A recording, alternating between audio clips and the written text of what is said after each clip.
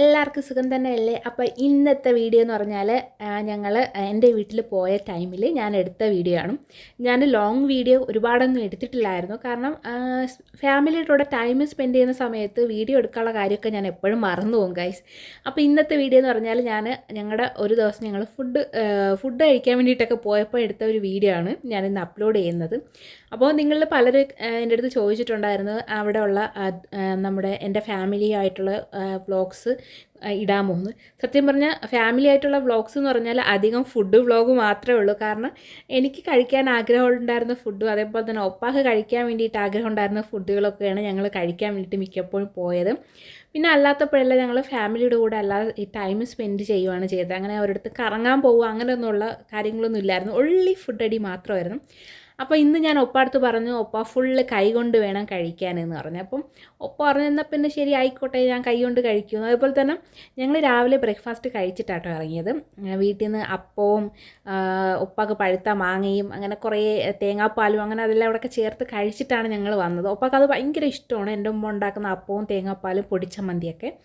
എന്നാൽ അതെല്ലാം കഴിച്ചുകൊണ്ട് തന്നെ ഞങ്ങൾ ചെറിയ ഒരു സീ ഫുഡ് ബക്കറ്റാട്ടോ ഓർഡർ ചെയ്തത്, ജസ്റ്റ് ഒന്ന് ടേസ്റ്റ് ചെയ്യാൻ വേണ്ടിയിട്ട്. അപ്പോൾ ഒപ്പ ആദ്യമായിട്ടാണ് ഇത് കഴിക്കുന്നത്. അപ്പോൾ ഒപ്പാക്കൊന്ന് ടേസ്റ്റ് ചെയ്യാൻ വേണ്ടിയിട്ടാണ് ഞങ്ങൾ ഓർഡർ ചെയ്തത്.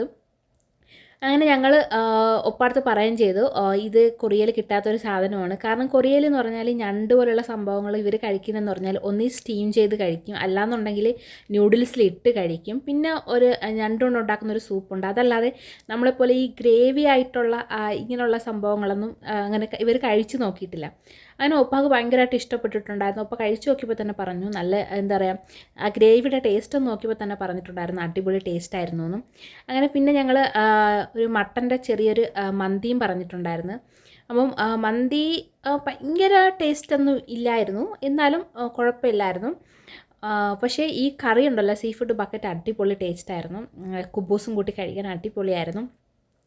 അങ്ങനെ ഒപ്പ എന്താ പറയുക ഭയങ്കര ടേസ്റ്റ് കാരണം തന്നെ ഒപ്പ ഒരു മറുപടിയും പറയാതെ തീറ്റിയിൽ മാത്രം ഫോക്കസ് ചെയ്തുകൊണ്ടിരുന്നപ്പോൾ ഞാൻ ഒപ്പടുത്ത് പറഞ്ഞ ടേസ്റ്റ് ഉണ്ടെന്നുണ്ടെങ്കിൽ ഉണ്ടെന്നൊന്ന് പറഞ്ഞുകൂടിയെന്ന്. അങ്ങനെ ഞാൻ ഒപ്പടുത്ത് പറഞ്ഞിട്ടുണ്ടായിരുന്നു ചൂടുള്ള കറിയാണ്, കൈകൊണ്ട് കഴിക്കുമ്പോൾ സൂക്ഷിക്കണമെന്ന്. കാരണം നമ്മളെന്ന് പറഞ്ഞാൽ എത്ര ചൂടുള്ള ഫുഡായാലും നമുക്ക് കൈകൊണ്ട് കഴിക്കാൻ പറ്റുമല്ലോ. പക്ഷേ ഇവർ നല്ല ചൂടുള്ള ഫുഡ് കഴിക്കും, കൊറിയക്കാർ നല്ല ചൂടുള്ള ഫുഡ് കഴിക്കും. പക്ഷേ അവർ ഈ ചോപ്സ്റ്റിക്ക് കൊണ്ടാണല്ലോ കഴിക്കുന്നത്. അങ്ങനെ ഒപ്പം ഒരു ഞണ്ടല്ല ഒരു കൊഞ്ചിനെ എടുത്തിട്ട് അങ്ങോട്ട് തുറന്നു, അതിൽ നിന്ന് ആവി ഇങ്ങോട്ട് അടിച്ച് അങ്ങനെ ഒപ്പൊക്കെ ആ കൈയുടെ കാര്യത്തിൽ ഒരു ഇതായി. പക്ഷേ ഒപ്പ പറഞ്ഞു എന്നാലും കുഴപ്പമില്ല, ടേസ്റ്റ് ഉണ്ട്, ഞാൻ കൈ കൊണ്ട് തന്നെ കഴിച്ചോളാം. അങ്ങനെ ഞാൻ പറഞ്ഞു സ്പൂൺ കൊണ്ട് കഴിക്കാൻ. അങ്ങനെ കേട്ടില്ല. പിന്നെ ഞാൻ കുറച്ച് വാരി കൊടുത്തിട്ടുണ്ടായിരുന്നു, പിന്നെ എൻ്റെ ഉമ്മ കുറച്ച് വാരി കൊടുത്തിട്ടുണ്ടായിരുന്നു. അങ്ങനെ ഒപ്പാന്ന് പറഞ്ഞാൽ ഈഗോയൊന്നും ഇല്ലാത്ത ഒരാളാണ് കേട്ടോ. അപ്പോൾ ചിലർ നമ്മൾ വാരി കൊടുക്കുന്ന സമയത്ത് ഇഷ്ടപ്പെടാത്ത ആൾക്കാരൊക്കെ ചിലർ കാണുമല്ലോ, അറിയത്തില്ല എനിക്ക്, ചില ആൾക്കാർ കാണുമായിരിക്കും. പക്ഷേ ഒപ്പ അങ്ങനെയൊന്നുമില്ല. എനിക്ക് എൻ്റെ വീട്ടിൽ ചെല്ലുന്ന സമയത്ത് എൻ്റെ ഉമ്മ വാരി തരുമ്പോഴത്തേക്ക് എപ്പോഴും വായും തുറന്നുകൊണ്ട് ഒപ്പായും പോവും വാരി കൊടുക്കാൻ വേണ്ടിയിട്ട്. അങ്ങനെ ഞാൻ ഞണ്ട് പൊട്ടിച്ചുകൊണ്ടിരുന്നപ്പോൾ കാണാം എനിക്ക് കഴിക്കാനുള്ള ടൈം കിട്ടില്ല. അങ്ങനെ ഒപ്പം എനിക്ക് വാരി തരുമായിരുന്നു. സാധാരണ ഈ ഞണ്ട് പൊട്ടിച്ച് അതിൻ്റെ മീറ്റൊക്കെ ഇങ്ങനെ എടുക്കുക എന്നുള്ള ജോലിയല്ല കൊറിയയിലായിരിക്കുന്ന സമയത്ത് ഒപ്പായാണ് ചെയ്യാറ്. എന്നെ കൊണ്ട് ഇങ്ങനെയുള്ള കാര്യങ്ങളൊന്നും ചെയ്യിപ്പിക്കാറേ ഇല്ല. സാധാരണ ആണുങ്ങളാട്ടോ കൊറിയയിൽ ഇങ്ങനെ അവരുടെ വൈഫിനൊക്കെ അവരിങ്ങനെ പൊട്ടിച്ചിങ്ങനെ കൊടുക്കുകയൊക്കെ ആണുങ്ങൾ ചെയ്യാറുള്ള പണിയാണ്. പക്ഷേ ഇവിടെ എന്ന് പറഞ്ഞാൽ ഞാനങ്ങനെ ഒപ്പടുത്ത് പൊട്ടിക്കാൻ വേണ്ടി പറഞ്ഞപ്പോഴത്തേക്ക് എൻ്റെ ഉമ്മ എന്നെ വഴക്കുറഞ്ഞിരുത്തി, നീ എല്ലി ചെയ്ത് കൊടുക്കേണ്ടതെന്ന്. ടിപ്പിക്കൽ മലയാളി മൈൻഡ് ഉണർന്നായിരുന്നു അവിടെ. അങ്ങനെ ഞാനും പൊട്ടിച്ചു കൊടുത്തിട്ടുണ്ടായിരുന്നു. അതിനുശേഷം നമ്മൾ തൊട്ടടുത്തിന് ഫിഷ് മാർക്കറ്റ് ഉണ്ടായിരുന്നു. അപ്പോൾ അവിടോട്ട് പോവുകയാണ്. വേറൊന്നുമല്ല, ഉപ്പാക്ക് ഇഷ്ടപ്പെട്ടൊരു ഫ്രൂട്ട് വാങ്ങാൻ വേണ്ടിയിട്ടാണ്. വേറൊന്നുമല്ല, നമ്മുടെ സീതപ്പഴം ഉണ്ടല്ലോ, കസ്റ്റാർഡ് ആപ്പിൾ എന്ന് പറയുന്ന ഫ്രൂട്ട്. അപ്പോൾ കൊറിയയിൽ അങ്ങനെയുള്ള ഫ്രൂട്ടൊന്നും ഇല്ലാത്ത കാരണം തന്നെ ഞാൻ ഒരു പ്രാവശ്യം എൻ്റെ വീട്ടിൽ വന്ന സമയത്ത് ഒപ്പാക്ക് ഞാൻ വാങ്ങിക്കൊടുത്തിട്ടുണ്ടായിരുന്നു. അന്ന് ഒപ്പ കഴിച്ചു നോക്കിയിട്ട് ഭയങ്കര ഫാനായിപ്പോയ ഒരു ഫ്രൂട്ടാണത്. എപ്പോഴും ഞാൻ എൻ്റെ വീട്ടിൽ ഒറ്റയ്ക്ക് വന്നിട്ട് തിരിച്ചു പോകുമ്പോഴത്തേക്കും ഞാൻ ഒപ്പാക്ക് കൊണ്ടു കൊടുക്കുന്ന ഒരു ഫ്രൂട്ട് കൂടിയാണത്. അങ്ങനെ ഞങ്ങൾ അത് വാങ്ങാൻ വേണ്ടിയിട്ട് ഞാനും ഒപ്പായും എൻ്റെ ഫാമിലി നമ്മളെല്ലാം അവിടെ നടന്നു പോയി. നമ്മളുടെ ഫാമിലിയിൽ ഇപ്പോൾ ലേഡീസ് മാത്രമേ കൂടെ ഉള്ളൂ, ആണുങ്ങളെല്ലാം ജോലിക്ക് പോയിരിക്കുകയാണ്, വൈകിട്ടേ വരത്തുള്ളൂ. അങ്ങനെ അനിയത്തിയുടെ മോനുണ്ടല്ലോ, അവനും ഒപ്പായും തമ്മിൽ നല്ല കൂട്ടായിട്ടുണ്ട്. എൻ്റെ അനിയത്തിയുടെ മോന് എൻ്റെ വീഡിയോസ് യൂട്യൂബിൽ കാണുന്ന ടൈമിൽ ഭയങ്കര ഇഷ്ടമാണ്, ചെന്ന് ഉമ്മയൊക്കെ കൊടുക്കും ടി വിയിൽ. പക്ഷേ നേരിട്ട് എന്നെ കണ്ടപ്പോഴത്തേക്കാണെങ്കിൽ എൻ്റെ അടുത്തോട്ട് വരുന്നില്ല. എന്തോ ഒരു ഭീകരജീവിയെ കണ്ട ആ ഒരു റിയാക്ഷനായിരുന്നു അവൻ്റെ മുഖത്ത്. ഞാൻ അവനെ പേടിപ്പിച്ച് വെച്ചിരിക്കുകയാണെന്നേ. അങ്ങനെ സാധാരണ അവനെന്ന് പറഞ്ഞാൽ അവന് ഇഷ്ടമില്ലാത്ത ആൾക്കാരാണ് അവൻ എടുക്കുന്നത് അല്ലെങ്കിൽ തൊടുകയാണെന്നുണ്ടെങ്കിൽ പച്ച മലയാളത്തിൽ പറഞ്ഞാൽ മോന്തക്കിട്ട് അടിച്ചങ്ങ് ഒരൊറ്റ അടിയങ്ങ് വെച്ച് കൊടുക്കും. അപ്പോൾ ഒപ്പമായിട്ട് ഭയങ്കര കൂട്ടായിട്ടുണ്ട്. ഞാനങ്ങനെ എടുക്കാറൊന്നും പോയില്ല. അവൻ എന്നെ കാണുമ്പോഴത്തേക്ക് ഒരു പേടി, വേറൊന്നും കൊണ്ടല്ല, ഞാൻ അവനെ ഇടയ്ക്കിടയ്ക്ക് വിരട്ടി നിർത്തുന്നേ.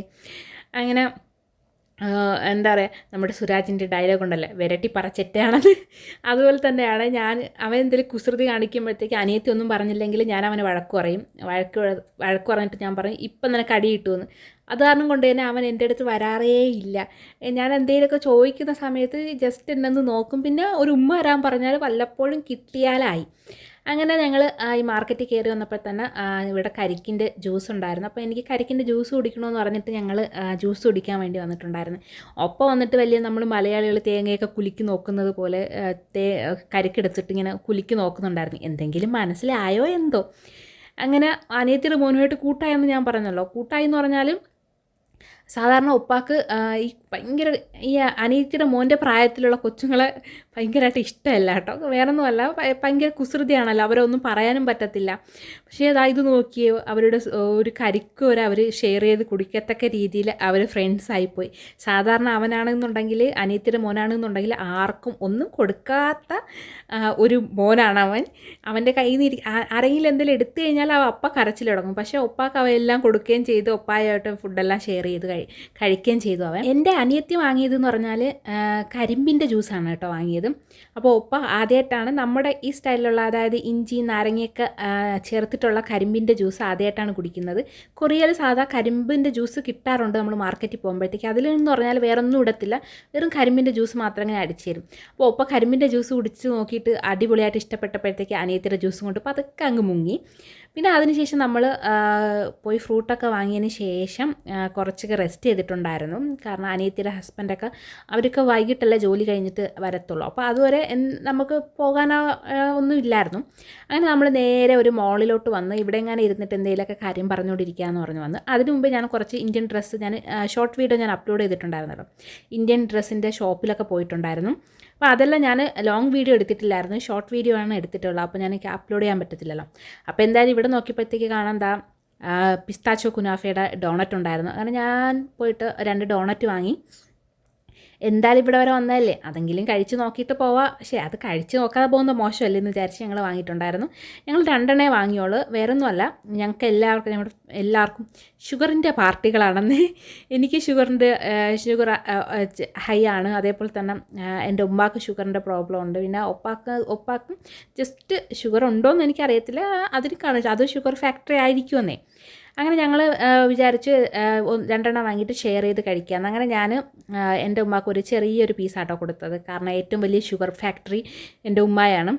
അപ്പോൾ അതുകൊണ്ട് തന്നെ എൻ്റെ ഉമ്മ പിണങ്ങിയിരുന്നു, വേറൊന്നുമല്ല, ഞാൻ ചെറിയൊരു പീസ് മാത്രമേ കൊടുത്തോളൂ എന്ന് പറഞ്ഞ് പിണങ്ങിയിരുന്ന് കളഞ്ഞ്. എൻ്റെ ഉമ്മക്ക് അങ്ങനെ ഒരു പ്രശ്നമുണ്ട്. ഇനി വേറെ ആരുടെയെങ്കിലും ഉമ്മമാരിങ്ങനെ ഉണ്ടോ? എൻ്റെ ഉമ്മ എന്ന് പറഞ്ഞാലേ എന്തേലും വിളിച്ചു കഴിഞ്ഞിട്ട് നമ്മൾ പെട്ടെന്ന് ഫോൺ എടുത്തില്ല, അതേപോലെ തന്നെ മെസ്സേജ് പെട്ടെന്ന് എടുത്തില്ല, മെസ്സേജിന് പെട്ടെന്ന് റിപ്ലൈ കൊടുത്തില്ല എന്നൊക്കെ കണ്ടു കഴിഞ്ഞാൽ പെട്ടെന്ന് എന്നെ ആർക്കും ഇഷ്ടമില്ലാത്തതുകൊണ്ടാണ് എന്നെ ആരും മൈൻഡ് ചെയ്യുന്നില്ല എന്നൊക്കെ വിചാരിച്ച് പിണങ്ങിയിരിക്കുന്ന ഒരു ടൈപ്പാണ്. എന്താ പറയുക, കൊച്ചുകുട്ടികളൊരു സ്വഭാവം ഉണ്ടല്ലോ, ആ ഒരു സെയിം സ്വഭാവമാണ് കേട്ടോ എൻ്റെ ഉമ്മാക്ക്. അങ്ങനെ ഞാൻ ഡോണറ്റ് ചെറിയ കഷ്ണം കൊടുത്തോളൂ എന്ന് പറഞ്ഞ് പിണങ്ങിയിരുന്ന്. അങ്ങനെ ഒപ്പായാണ് ആശ്വസിപ്പിച്ചത്. അങ്ങനെ അതെല്ലാം കഴിഞ്ഞതിന് ശേഷം നമ്മൾ വെയിറ്റ് ചെയ്തിരുന്ന ആളെത്തിയിട്ടുണ്ട്. എൻ്റെ അനിയത്തിയുടെ ഹസ് വന്നിട്ടുണ്ട്. അപ്പോൾ അവർ ജോലി കഴിഞ്ഞിട്ട് ഇത് ലേറ്റായിട്ടൊക്കെയല്ലേ ഇറങ്ങുന്നത്. അങ്ങനെ വന്ന് നമ്മളെല്ലാവരും ഒരുമിച്ച് ഫുഡ് കഴിച്ചു. ഫുഡ് എന്ന് പറഞ്ഞാൽ ഞങ്ങൾ പൊറോട്ടയും ബീഫും കഴിച്ചിട്ടുണ്ടായിരുന്നു. അത് ഞാൻ ലോങ് വീഡിയോ എടുത്തിട്ടില്ല, ഷോർട്ടായിട്ട് ഞാൻ അപ്ലോഡ് ചെയ്തിട്ടുണ്ടായിരുന്നു. അപ്പോൾ കാണാത്തവരുണ്ടെന്നുണ്ടെങ്കിൽ കാണാൻ മറക്കണ്ട, വേഗം പോയി കണ്ടോളൂ, ലൈക്ക് ചെയ്തോളും.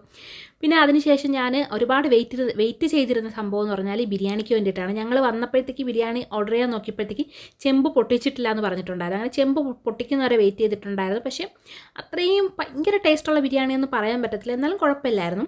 അങ്ങനെ ഫുഡെല്ലാം കഴിച്ച് തീർന്നതിന് ശേഷം ഞങ്ങളെ ഫാമിലി മെമ്പേഴ്സെല്ലാം അവിടെ ഒരുമിച്ചിരുന്ന് ഇങ്ങനെ കുറേ കാര്യങ്ങളെല്ലാം ഇങ്ങനെ സംസാരിച്ചതിന് ശേഷം ഒപ്പം എൻ്റെ ഫാമിലിക്ക് വേണ്ടിയിട്ട് പ്രാർത്ഥിച്ചു. പിന്നെ ഒരു പാട്ടൊക്കെ പാടിക്കൊടുത്തിട്ടുണ്ടായിരുന്നു. ഞാനാണെന്നുണ്ടെങ്കിൽ ട്രാൻസ്ലേറ്റർ ആയിരുന്നു. ഒരു കോർണറിലിരുന്നിട്ട് ഒപ്പ പറയുന്നത് എൻ്റെ ഫാമിലിക്കും ട്രാൻസ്ലേറ്റ് ചെയ്ത് കൊടുക്കും, എൻ്റെ ഫാമിലി പറയുന്നത് ഒപ്പാക്കും ട്രാൻസ്ലേറ്റ് ചെയ്ത് കൊടുക്കും. അപ്പോൾ ഇതെന്ന് പറഞ്ഞാൽ അപ്പോൾ നിങ്ങൾ വിചാരിക്കും ഫാമിലിക്ക് ഒപ്പാക്കും ഇംഗ്ലീഷ് അറിഞ്ഞൂടെയെന്ന്. അവർക്ക് രണ്ടുപേർക്ക് ഇംഗ്ലീഷ് അറിയാം. പക്ഷേ നമ്മൾ മലയാളത്തിൽ നമ്മൾ ഉപയോഗിക്കുന്ന ചില വാക്കുകൾ ഉണ്ടല്ലോ, അതൊന്നും നമുക്ക് ഇംഗ്ലീഷിൽ ട്രാൻസ്ലേറ്റ് ചെയ്ത് കൊടുക്കാൻ വേണ്ടിയിട്ട് എൻ്റെ ഫാമിലിക്ക് അത് പാടാണ്. അത്യാവശ്യം ഇംഗ്ലീഷ് എൻ്റെ ഫാമിലിക്കും സംസാരിക്കാൻ അറിയാം. പിന്നെ ഒപ്പം നന്നായിട്ട് ഇംഗ്ലീഷ് സംസാരിക്കും. ഒപ്പം പഠിച്ചതെല്ലാം പുറത്താണ് പഠിച്ചത്.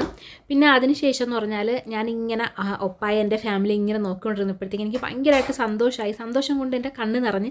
വേറൊന്നും കൊണ്ടല്ല, നമ്മളെ റെസ്പെക്റ്റ് ചെയ്യുകയും സ്നേഹിക്കുകയും ചെയ്യുക, അതുപോലെ തന്നെ നമ്മളെ റെസ്പെക്റ്റ് ചെയ്യുകയും സ്നേഹിക്കുകയും ചെയ്യുന്നത് പോലെ തന്നെ നമ്മുടെ ഫാമിലിയെയും സ്നേഹിക്കുക റെസ്പെക്റ്റ് ചെയ്യുകയും ചെയ്യുന്ന ഒരു പാർട്ട്ണറെ കിട്ടുക എന്ന് പറഞ്ഞാൽ അത് ഏറ്റവും വലിയ ലക്കാണ്. അപ്പോൾ എനിക്ക് അങ്ങനെ ഒരു പാർട്ട്ണറായാണ് കിട്ടിയേക്കുന്നത്. അങ്ങനെ എനിക്ക് ഭയങ്കര സന്തോഷമായി. പിന്നെ ഇതിൽ ഏറ്റവും വലിയ ഒരു നന്ദി പറയേണ്ടതെന്ന് പറഞ്ഞാൽ ഉമ്മാടുത്തും ആബൂജിയുടെ അടുത്തുമാണ്. കാരണം ഒപ്പായ ഇത്രയും നല്ല ഒരു മകനായിട്ട് ഇങ്ങനെ വളർത്തിയത്. ഇനി അവർക്ക് വേണം ഒരു നന്ദി പറയാൻ വേണ്ടിയിട്ട്. അപ്പോൾ ഇന്നത്തെ വീഡിയോ ഇത്രയേ ഉള്ളൂ ഗൈസ്. അടുത്ത വീഡിയോ കാണാം. അടുത്ത വീഡിയോ കാണുന്നവരെല്ലാവർക്കും ബൈ ബൈ, ടാറ്റാ.